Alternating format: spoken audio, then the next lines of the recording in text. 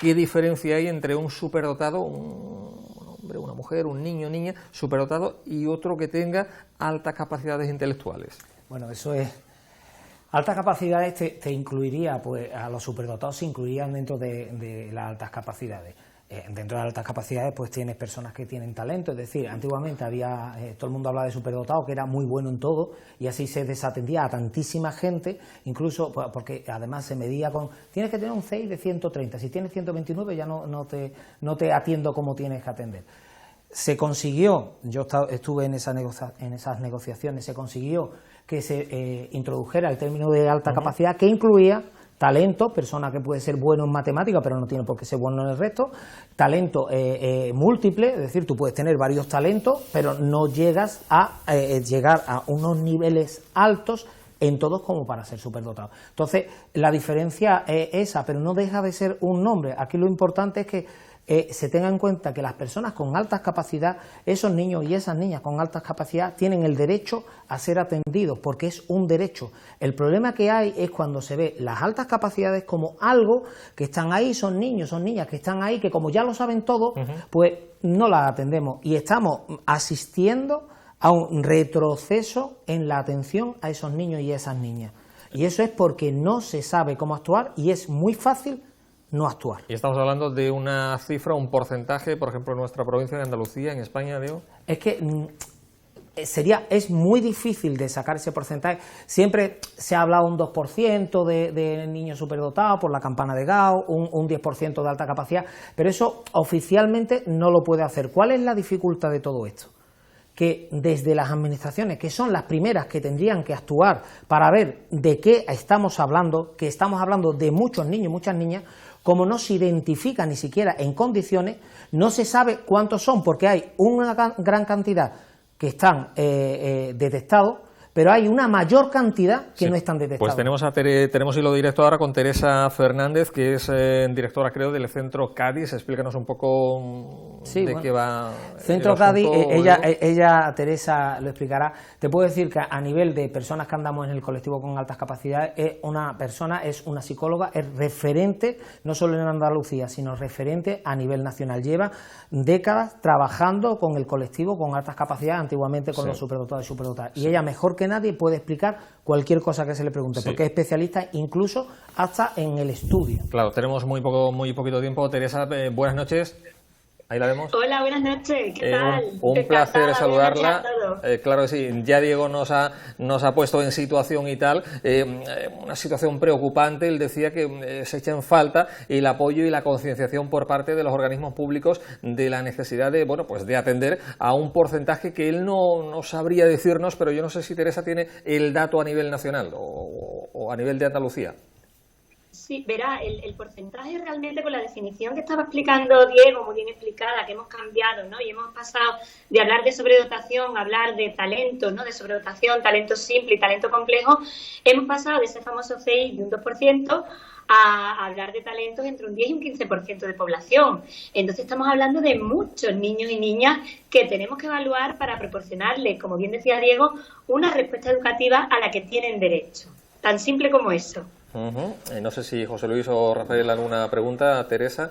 Sí, hombre, yo me he encantado, además de que haya una experta en el tema. Es que Diego ha dicho que hay que actuar sobre esos niños. Bien, una vez reconocido, ¿qué proponéis vosotros? ¿Qué pensáis que hay que hacer con estos niños? Hombre, como propuestas hay muchas y la normativa que tenemos, afortunadamente, marca una respuesta educativa. Pero ¿cuál es el problema? Que para dar esa respuesta educativa dentro de un aula o fuera de un aula, hay que dotar de recursos, formación a todos los docentes. Los docentes no podemos echar toda la culpa sobre ellos porque es que no hacen, es que no pueden, porque la realidad, cuando nosotros hacemos las formaciones, la realidad que tenemos con los docentes que te dicen, bueno, vale, pero es que yo tengo un Asperger, un TDAH, una dislexia, 2 altas capacidades. ¿Quién le da esos recursos a los docentes? Hay que dotarlos de formación para saber cómo trabajar con esos niños. Eso es imprescindible. Sí. ¿Desde cuándo se viene luchando y reivindicando todo lo que estamos aquí planteando, Diego? Teresa lleva más tiempo que yo. Yo es que he estado en esa lucha, llevo luchando pues a principios del 2003 fue cuando yo me metí en ese fregado, y se lleva luchando mucho. Y si hoy en día estamos un poquito mejor, que se estaba antes es por la lucha de muchos padres y muchas madres que de su tiempo particular han estado combatiendo la desidia de la Administración, porque la Administración no es que haya favorecido los cambios, es que constantemente se echa para atrás en el tema de favorecer. Si hay alguien al que se pueda echar para atrás, muchas veces es el colectivo con altas capacidades, por una cosa muy simple, no se ve. Tú, un niño con determinadas cuestiones, tú lo ves y tú dices, hay que atenderlo. Pero los niños nuestros, a mí me decía una vez mi mujer, tengo que decirlo, decía, nuestros niños como no tienen la cabeza más gorda, no se les ve y pasan más desapercibidos. Claro. Y si tú, un niño que se confunde y parece que es todo 10, tú te pones delante de la Administración a decir, quiero que a mi hijo se le atienda de una vez, ¿qué pasa a la gente por al lado? Pero si tu hijo tiene todo 10, ¿de qué te está quejando? Porque claro, podía sacar un 20. Porque esto al final, y es el gran problema, y eso lo puede decir Teresa, al final todo lo que tú no atiendas ahora tiene consecuencias en el futuro, sí, y consecuencias grandes. Eso iba a preguntar, Teresa, ¿qué tipo de consecuencias puede tener, bueno, pues el día de mañana un niño o niña cuya alta capacidad, cuya situación no haya sido atendida correctamente? Mira, muchas consecuencias. Entre ellas tenemos que si un niño no lo acostumbramos a trabajar desde chiquitito, sí, pero porque no le pedimos, ¿vale? Si no le estamos pidiendo y no le estamos dotando de herramientas para trabajar, hay muchos de ellos que el hecho de vivir de la renta de su inteligencia, como bien decía Diego, son alumnos cómodos en el cole. No hace falta ponerle más deberes, sacan todo buenas notas, pero llega un momento que se nos desinflan, que no tienen herramientas, que pueden tener un fracaso escolar, un bajo rendimiento académico, un abandono escolar, que tenemos muchos chavales con los que estamos luchando de manera individual para que continúen los estudios. Da igual, no tienen por qué llegar a una carrera universitaria. Es fundamental hacer lo que ellos quieran hacer, lo que ellos se sientan motivados. Pero si no conseguimos esa motivación desde chiquititos, de mayores podemos tener fracaso, abandono, y eso nos puede llevar también a un poco un aislamiento social en ocasiones, el no saber en qué trabajo puedo desempeñarme, y unas ciertas dificultades, después unas consecuencias a nivel social y emocional también. Bueno, pues hay un vídeo en YouTube al que, bueno, pues cualquier persona puede adherirse, puede darle un me gusta para tratar de que haya una difusión más importante del mismo, ¿no, Diego? Sí, ese es de la plataforma Edutalentia, una plataforma que empecé a hacer, y a la hora de que empiezan a llegarte, pues la gente tiene dudas, hay muchas dudas, por ejemplo, cómo se detecta, cómo se diagnostica. Yo, mirando las personas que había, la facilidad que podían tener a la hora de explicar, pues la primera que se me vino fue Teresa, y le hice una entrevista, y en esa entrevista, lo pueden ver, portal edutalentia.org, a través de YouTube, lo que sea, Edutalentia.